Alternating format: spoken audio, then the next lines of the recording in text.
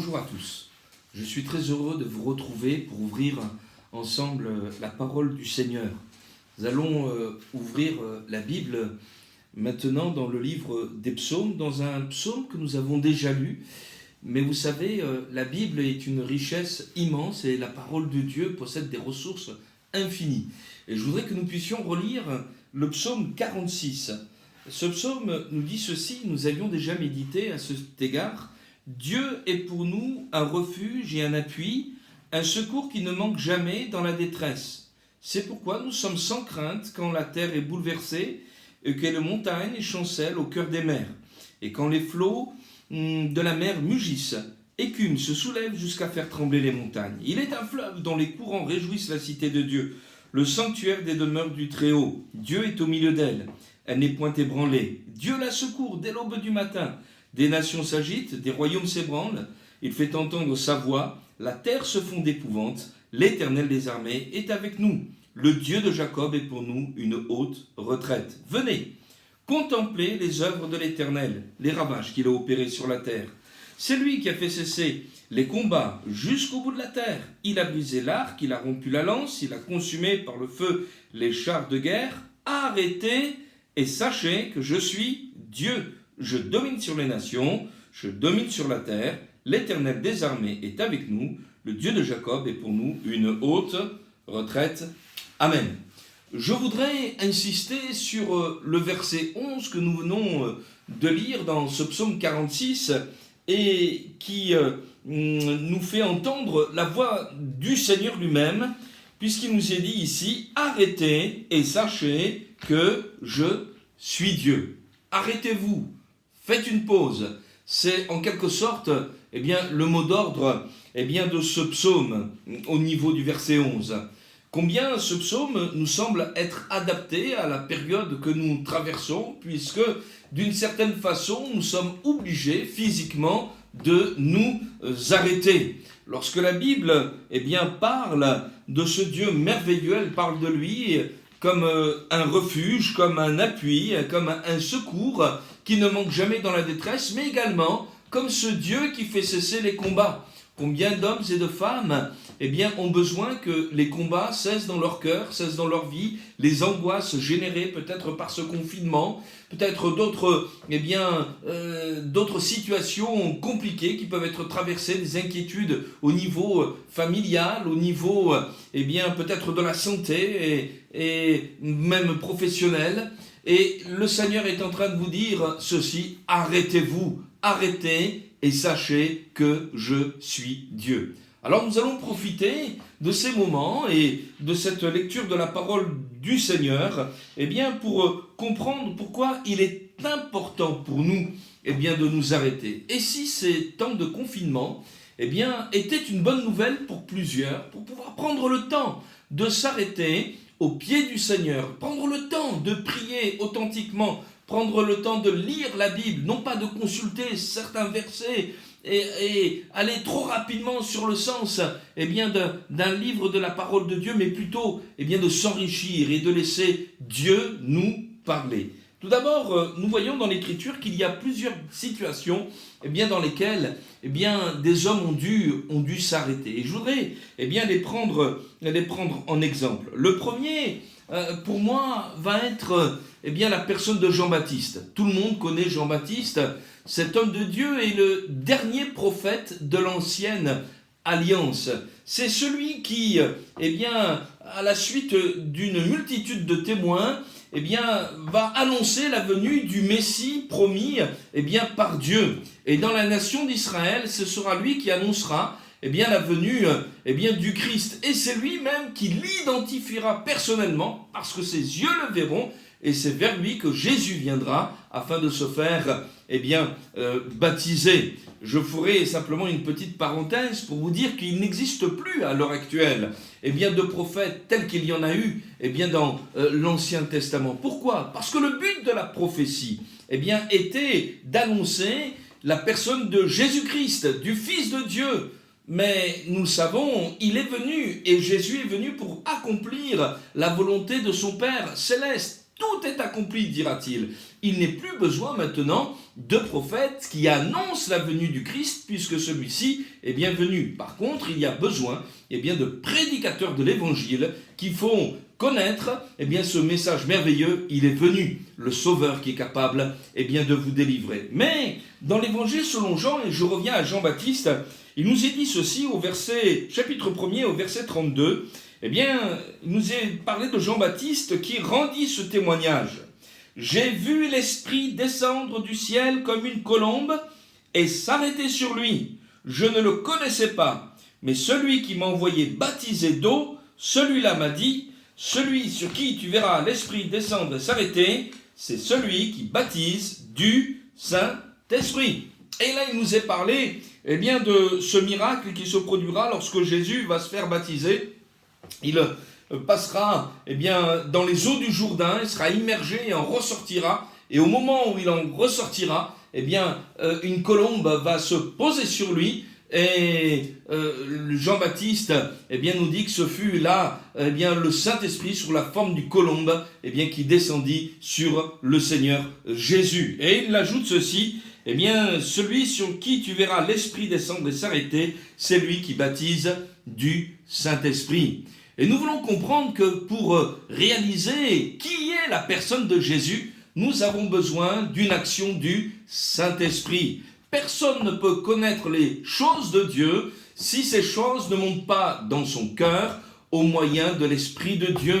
Ce n'est pas à force d'une sagesse intellectuelle, d'études, même extrêmement documentée, que la foi naît, mais c'est par une révélation de la personne de Jésus. Jésus dira lui-même dans le Sermon sur la montagne, et ça sera sa première béatitude, « Heureux les pauvres en esprit, car le royaume des cieux est à eux. » Et si dans ces temps de confinement, nous admettions tout simplement, avec humilité et sincérité, que si Dieu ne se révèle pas à notre cœur, nous ne savons rien de lui. Nous avons besoin qu'il y ait une action du Saint-Esprit. Nous avons besoin de nous arrêter un moment et de voir sur qui le Saint-Esprit s'arrête, sur qui Dieu veut que nous plongions nos regards, sur qui il focalise toute notre attention, la personne de Jésus-Christ.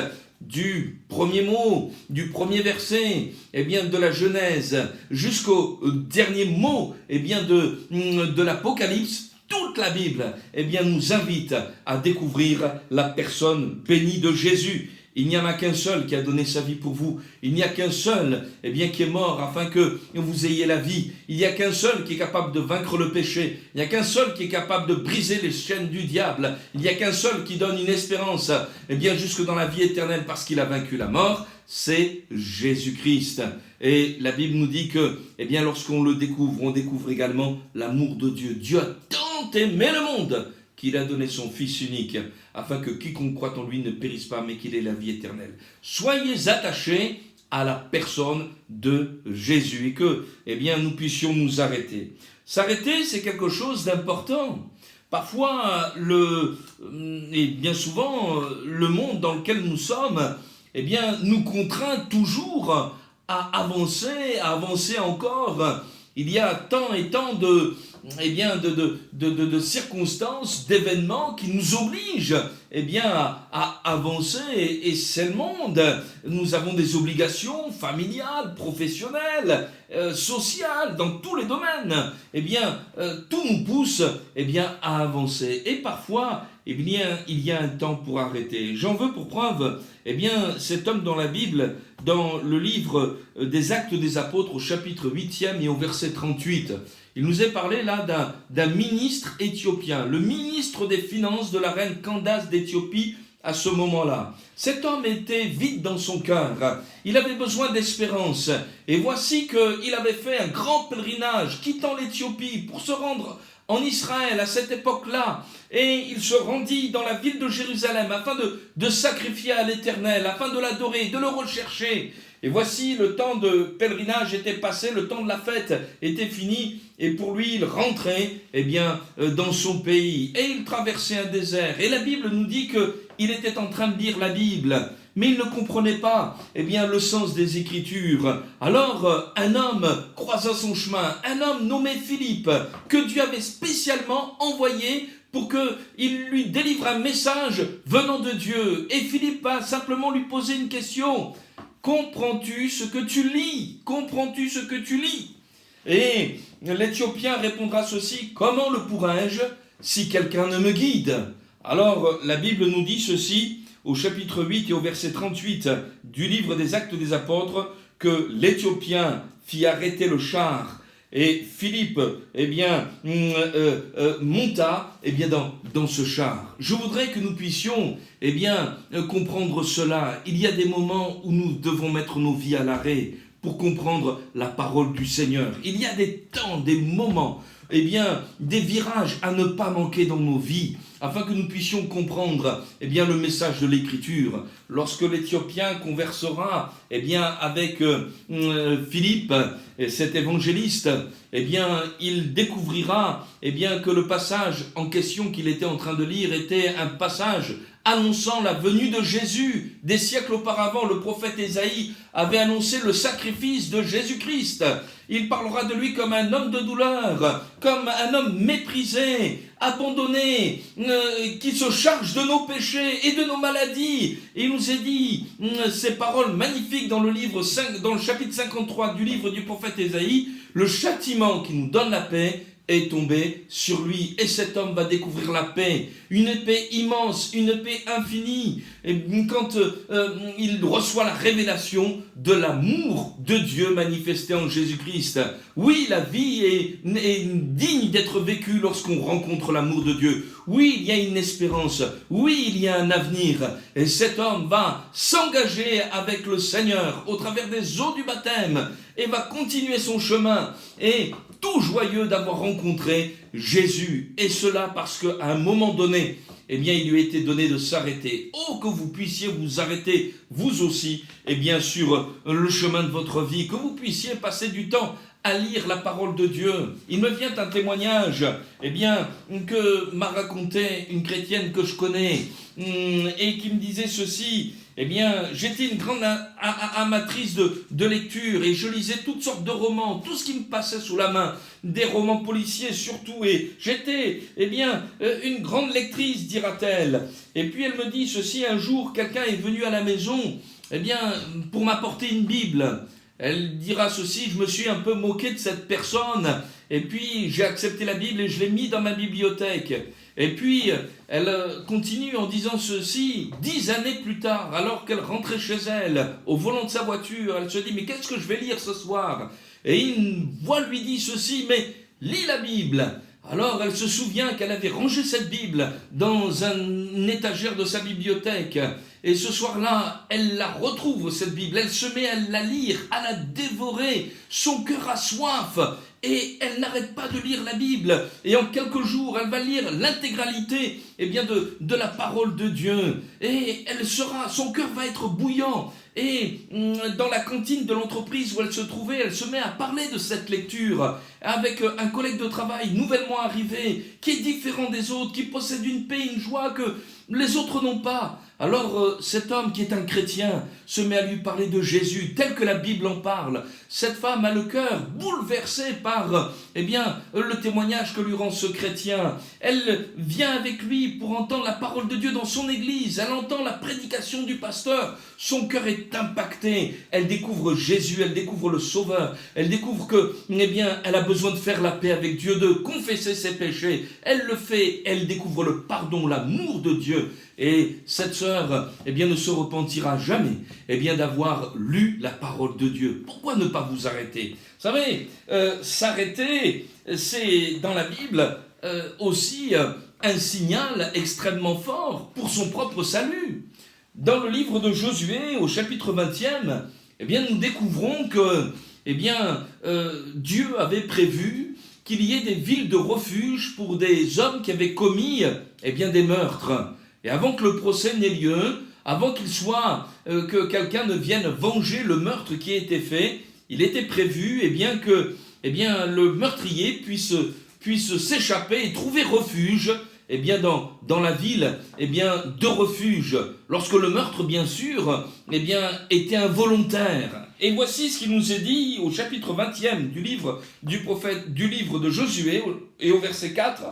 le meurtrier s'enfuira vers l'une de ces villes. Il s'arrêtera à l'entrée de la porte de la ville. Il exposera son cas aux anciens de cette ville. Ils le recueilleront auprès d'eux dans la ville et ils lui donneront une demeure afin qu'il habite avec eux. Un pécheur qui s'arrêtait dans la ville du refuge. Et la Bible nous dit que durant toute la durée de vie du souverain sacrificateur, eh bien, cet homme devait rester dans cette ville. Et le jour de la mort du souverain sacrificateur, il était libéré, pouvait sortir de cette ville. Combien cela nous fait-il penser la personne de Jésus, notre grand souverain sacrificateur, qui a donné sa vie pour nous et qui est mort, mais qui est bien plus, c'est ressuscité. Et par sa mort, nous avons la libération. Il n'y a aucune condamnation pour ceux qui sont en Jésus-Christ. Mais voyez, il nous est dit que ce meurtrier, ce pécheur, devait son salut à s'arrêter dans la ville du refuge.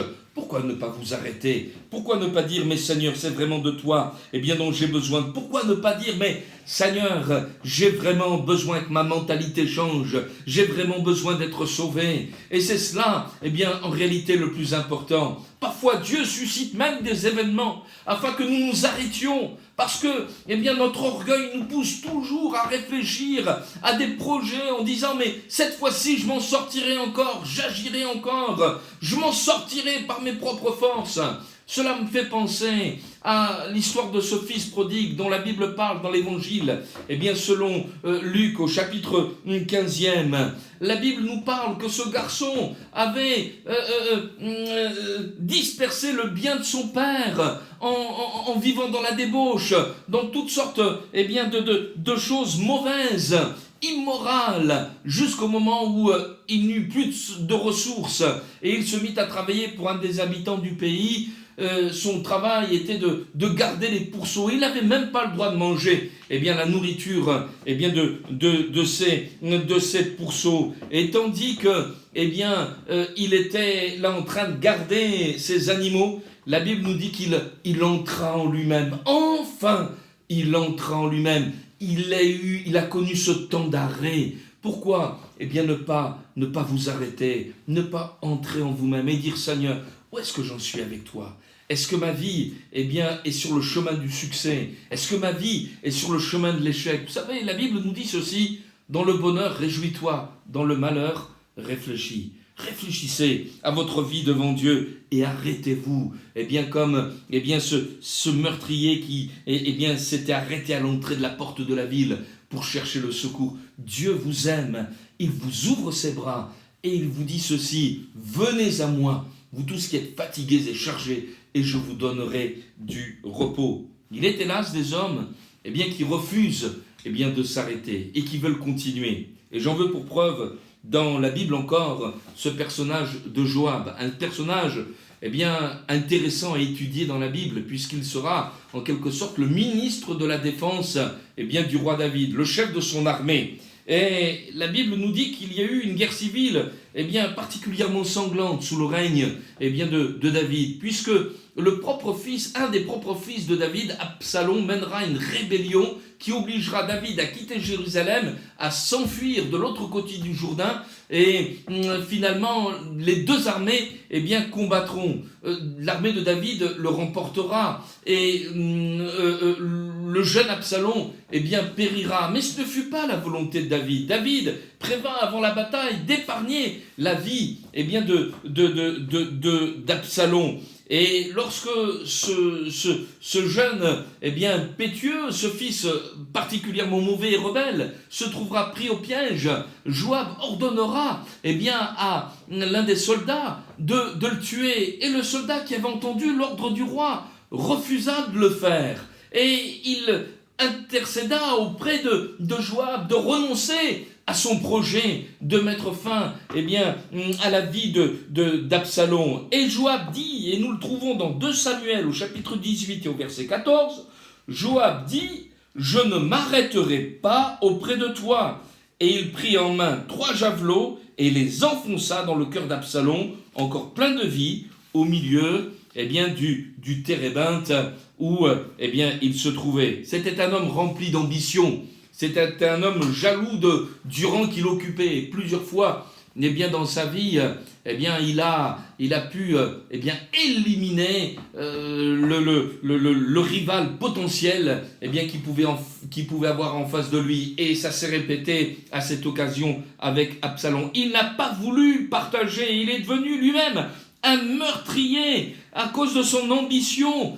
Peut-être que quelqu'un eh bien, dit, mais moi, rien ne m'arrête, personne ne peut m'arrêter. Et vous avez maintenant sur le cœur eh bien, une conscience particulièrement chargée. La Bible nous dit ceci, mais à quoi servirait-il à un homme de gagner le monde s'il perdait son âme?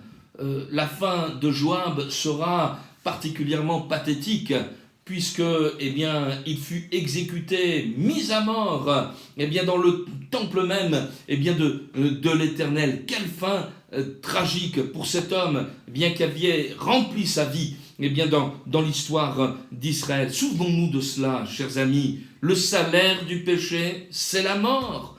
Et si tu ne t'arrêtes pas sur ce chemin du péché, mais c'est la mort que tu vas rencontrer. Mais le Seigneur veut te dire ceci, le don gratuit de Dieu, c'est la vie éternelle en Jésus-Christ, notre Seigneur. À lui soit la gloire. C'est bon de s'arrêter, c'est bon eh bien, de prendre le temps et de dire, mais j'ai besoin de rencontrer eh bien, le Seigneur.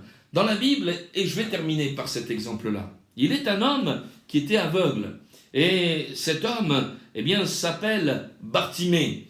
Et l'Écriture nous dit que lorsque eh bien, cet homme-là eh bien, a entendu que Jésus passait dans sa ville, la ville de Jéricho, il cria particulièrement fort, « Jésus, fils de David, aie pitié de moi !» Alors on a tenté de le faire taire, mais il criait d'autant plus fort, « Jésus, fils de David, aie pitié de moi !» Lorsqu'il disait « fils de David », cela signifiait qu'il vous reconnaissait dans la personne de Jésus le Christ, le fils de David, en termes eh bien, messianiques. Et la Bible nous dit que à un certain moment, et vous le retrouvez dans l'évangile selon Luc, au chapitre 18e, eh bien, il nous est dit ceci, eh bien, que Jésus s'arrêta. Et ça, c'est quelque chose de formidable. Celui qui te demande de t'arrêter, et qui a dit, nous l'avons lu ensemble dans ce psaume, eh bien, 46, « Arrêtez et sachez que je suis Dieu », ce Dieu merveilleux est capable de s'arrêter sur ta vie. Il est capable de prendre du temps pour toi. Peut-être quelqu'un dira, mais Dieu est-il capable de s'intéresser à ma vie? Ce texte de la Bible nous le montre. Il veut eh bien, plonger ses regards dans ton cœur. Il veut changer ta vie. Il veut ôter ses ténèbres. Il veut t'apporter une espérance nouvelle. Il veut te pardonner. Il veut te laver. Il veut te faire découvrir une vie nouvelle. Oh, si tu pouvais simplement entendre eh bien, la voix eh bien, de Jésus-Christ, qui veut te dire ceci, « Mais qu'est-ce que tu veux que je te fasse ?» Bartimée lui répondra ceci, « Moi, ce que je veux, ce n'est pas changer de ville, ce n'est pas que les gens soient plus généreux avec moi dans leur aumône, c'est pas d'argent dont j'ai besoin, c'est pas de prendre des grandes vacances dont j'ai besoin, c'est pas de changer eh bien, de pays même. Moi, ce dont j'ai besoin, c'est que mes yeux voient. J'ai besoin de lumière, Seigneur. » Et si c'est votre prière, Dieu est celui qui veut vous éclairer. Il est celui qui veut chasser vos ténèbres. Il veut vous faire entrer dans son admirable lumière. Vous faire passer des ténèbres à la lumière, de la mort à la vie, de la puissance de Satan à celle de Dieu. Faut-il encore que vous acceptiez de vous arrêter et de dire « Seigneur, j'ai besoin de toi, de tout mon cœur ». Que vous puissiez passer ces temps eh bien de confinement en le priant et en lui demandant « Seigneur, agis dans mon cœur ». Qu'il y ait un cœur à cœur avec Dieu dans votre vie. Cela peut prendre un peu de temps. Cela peut prendre eh bien, même quelques heures passées devant Dieu. Peut-être même des journées où vous allez vous nourrir de la bonne parole du Seigneur. Mais lorsque on a rencontré Jésus-Christ, lorsque on a goûté à son amour et à sa parole merveilleuse, on ne regrette jamais ce temps d'arrêt. Au contraire, on est relevé, on est vitaminé, si vous me permettez l'expression, pour aller de l'avant. Et on sait qu'on va vers la vie éternelle. Que Dieu vous bénisse abondamment. À très bientôt, mes amis. Que le Seigneur vous bénisse.